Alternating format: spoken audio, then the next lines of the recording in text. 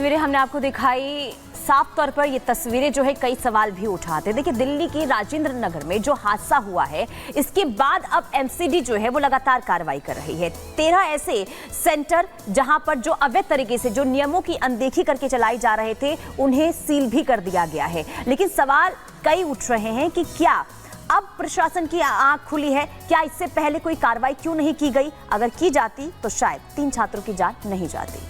और इस पूरे मामले में शैली ओबराय जो कि एमसीडी की चेयरपर्सन है, वो ये कहते हुए नजर आ रही है कि मैंने निर्देश जारी कर दिए गए हैं। लेकिन अगर निर्देश ये पहले जारी हो जाते तो 3 भविष्य में जो आईएएस बन सकते थे, उनका भविष्य और उनकी जान दोनों ही दांव पर नहीं लगती। क्या कुछ हुआ इस पूरे मामले में, इस रिपोर्ट में आपको दिखाएंगे।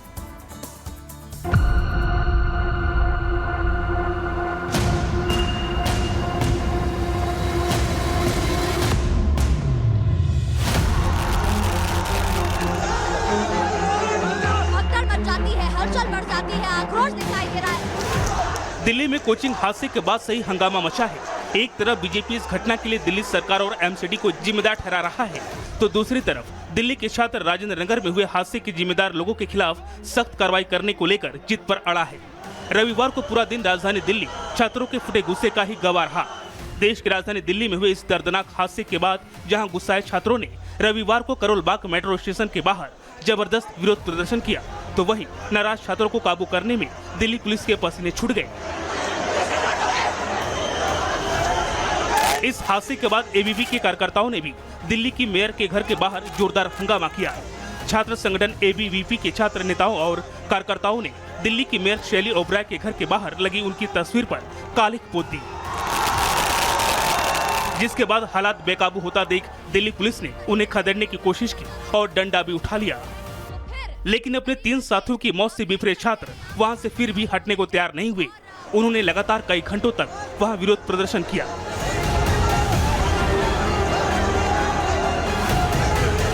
इस बीच राजेंद्र नगर से आए छात्रों के एक दल ने बीजेपी के कुछ स्थानीय नेताओं के साथ एमसीडी कमिश्नर से भी मुलाकात की और उन्होंने इस घटना के जिम्मेदार अफसरों के खिलाफ सख्त से सख्त कार्रवाई की मांग की। रविवार को दिन भर चले इस घटनाक्रम में नाराज छात्रों की बस एक ही मांग थी कि सरकार और एमसीडी राजेंद्र नगर हादसे की जान गंवाने वाले 3 छात्रों की मौत के बाद क्या एक्शन लेगी, जिसका जवाब दिल्ली की मेयर शैली ओबराय ने ये दिया।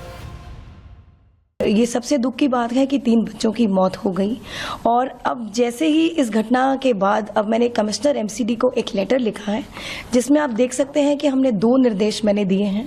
पहला, दिल्ली में जितने भी कोचिंग सेंटर्स हैं जो उन बिल्डिंग्स में चल रहा है जो एमसीडी के जुरिस्डिक्शन में आते हैं और बेसमेंट में बायलॉज के अगेंस्ट या नॉर्म्स के अगेंस्ट ऐसे कोचिंग सेंटर चल रहे हैं, उन पर सख्त से सख्त कार्रवाई हो, उन पर एक्शन लिया जाए। दूसरा, और अगर इस मामले में जो कल राजेंद्र नगर में हुआ, कोई भी एमसीडी अधिकारी अगर जिम्मेदार है तो उस पर भी सख्त कार्रवाई की जाए। दिल्ली के मेयर को इस बात का बखूबी अंदाजा है कि एमसीडी में भ्रष्टाचार का जो खुला दंगल चल रहा है, राजेंद्र नगर में हुई घटना उसी भ्रष्ट तंत्र का नतीजा है।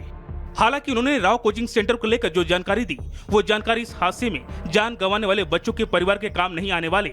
उन्होंने बेसमेंट में चल रहे कमर्शियल एक्टिविटी को लेकर भी जो बड़े दावे किए, उसकी पोल भी शाम होते होते खुल गई, क्योंकि लीपापोती के इस खेल के बाद एमसीडी पूरे दिन में महज 3 ऐसे सेंटर्स पर ही ताला लगाने में कामयाब हो पाई, जबकि छात्रों और लोगों की जिंदगी से खेलने वाला ये खूनी खेल पूरी दिल्ली में खेला जा रहा है। अभी ऑलरेडी हम लोग जो है शाम से एक्शन शुरू किया है। अभी 3 यूनिट्स की हमने क्या कहते हैं बेसमेंट हमने की है, क्लोज की है। बाकी आने वाले दिनों में we are taking action. Delhi में हर हादसे के बाद दावे तो बड़े बड़े किए जाते हैं, लेकिन वो दावे असल में जमीन पर कितने सही साबित होते हैं, इसकी पोल अगले हादसे के साथ ही खुल जाती है। एमसीडी में भी भ्रष्ट तंत्र का ये खेल लंबे वक्त से चल रहा है, जिसकी खबर एमसीडी के अफसरों से लेकर दिल्ली सरकार के मंत्रियों तक को है, लेकिन नतीजा वही ठाक के 3 पात ही रहता है। हालांकि इस मामले में छात्रों के गुस्से को देखते हुए मेयर शैली ओबराय एक बार फिर बड़े बड़े दावे कर रही हैं। उन्होंने इस बारे में सोशल मीडिया पर भी कई पोस्ट किए, जिसमें राजेंद्र नगर इलाके में बेसमेंट में चलाए जा रहे कोचिंग सेंटर्स को नोटिस दी गई। उन्होंने सोशल मीडिया एक्स पर दावा किया, राजेंद्र नगर में जितने भी कोचिंग सेंटर जो बेसमेंट में रूल वायोलेशन कर रहे थे, उन पर एमसीडी ने सीलिंग की प्रक्रिया शुरू कर दी है। जरूरत पड़ने पर पूरी दिल्ली में इस मुहिम को चलाया जाएगा।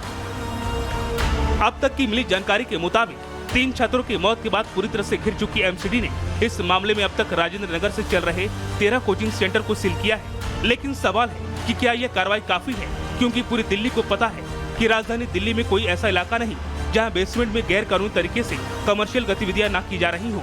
सवाल है कि उनके खिलाफ कार्रवाई के लिए क्या दिल्ली को अगले हादसे तक इंतजार करना होगा।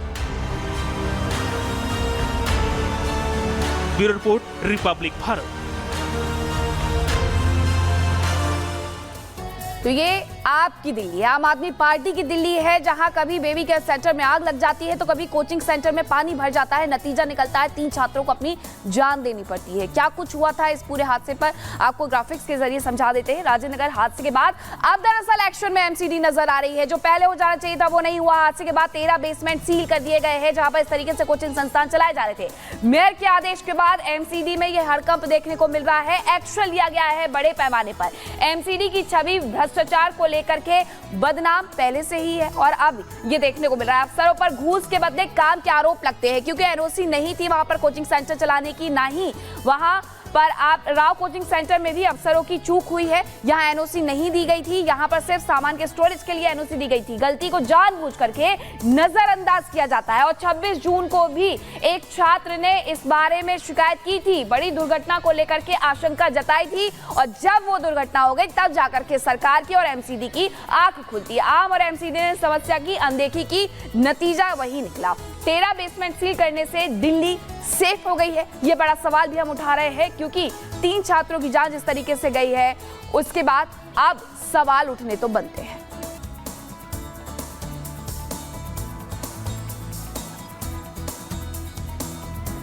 तो देखिए, हादसे के बाद एमसीडी अब एक्शन में आ चुका है। लेकिन और दूसरी तरफ अगर हम बात करें, देखिए, जब तक इस मुद्दे की अहमियत बनी रहेगी तब तक जो नेता हैं वो अपनी राजनीतिक रोटियां भी सेकने में लगे रहेंगे और एमसीडी का एक्शन भी जारी रहेगा। लेकिन सवाल ये है कि आखिर कब तक इस पूरे मुद्दे को लेकर राजनीति होती रहेगी। सवाल ये भी कि आखिर क्यों इस ओर कोई सख्त कदम नहीं उठाया जाता है, कोई बड़ा कदम क्यों नहीं उठाया जाता है, ताकि इस तरीके के हादसों पर लगाम लग सके। क्या कहती है रिपोर्ट, आपको दिखाते हैं।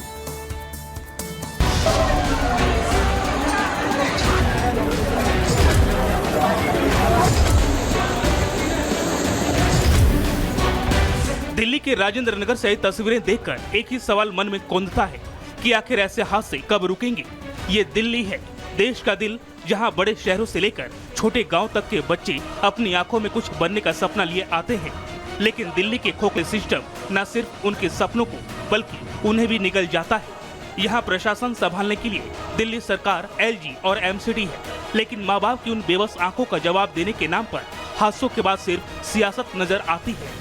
ये सबसे दुख की बात है कि 3 बच्चों की मौत हो गई और अब जैसे ही इस घटना के बाद अब मैंने कमिश्नर एमसीडी को एक लेटर लिखा है, जिसमें आप देख सकते हैं कि हमने 2 निर्देश मैंने दिए हैं।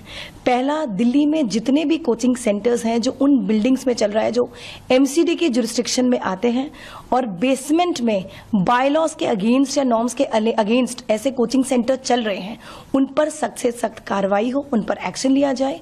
दूसरा, और अगर इस मामले में जो कल राजेंद्र नगर में हुआ कोई भी एमसीडी अधिकारी अगर जिम्मेदार है तो उस पर भी सख्त कार्रवाई की जाए। इन बच्चों की मौत के जिम्मेदार पूर्ण तरह केजरीवाल सरकार और स्थानीय विधायक दुर्गेश पाठक जी हैं, जिन्होंने क्रिमिनल नेग्लिजेंस करी है। हम ये डिमांड करते हैं कि नैतिकता के आधार पर माननीय मंत्री आतिशी जी को इस्तीफा देना चाहिए, माननीय विधायक दुर्गेश पाठक जी को इस्तीफा देना चाहिए। यानी इस घटना के बाद भी सियासत